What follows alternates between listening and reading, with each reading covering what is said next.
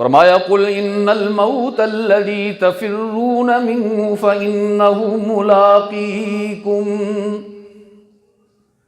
قل ان الموت الذی تفرون منہ فانہ ملاقیکم۔ آئیے میرے محبوب، آپ کے ذریعے امت کو پیغام دینا چاہتا ہوں،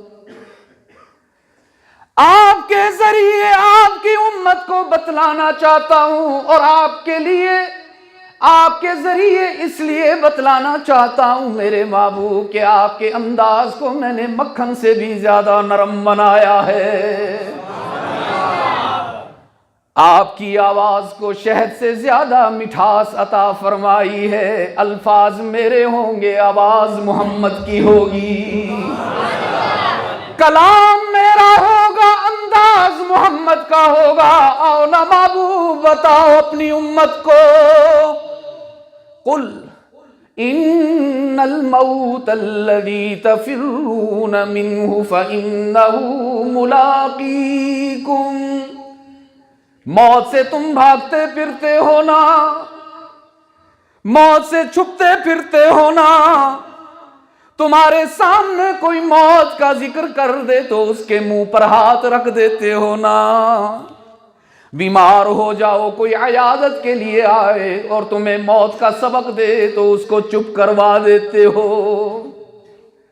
رب العالمین نے فرمایا تم موت سے بچتے ہو، تم موت سے بھاگتے ہو،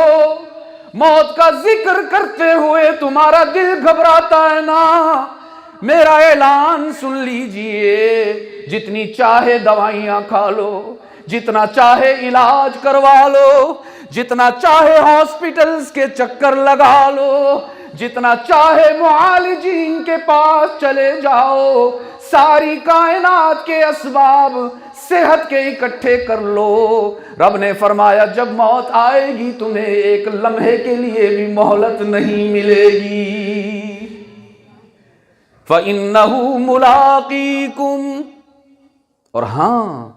تم میں سے جو موت کی تیاری کرنے والے ہیں، تم میں سے جو آخرت کو سنوارنے والے اعمال میں لگنے والے ہیں، تم میں سے جو اللہ کی نافرمانی سے بچ کر رہنے والے ہیں،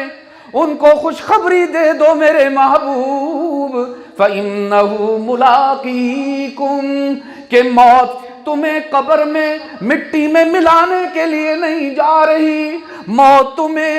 گلانے سڑانے کے لیے نہیں آ رہی، موت تمہیں خاک میں بدلنے کے لیے نہیں آ رہی، وہ تو تمہیں رب سے ملاقات کروانے کے لیے آ رہی ہے۔ موت میں گھبرانا نہیں، موت میں پریشان نہیں ہونا، اس لیے کہ اللہ سے ملاقات ہوگی، وہ اللہ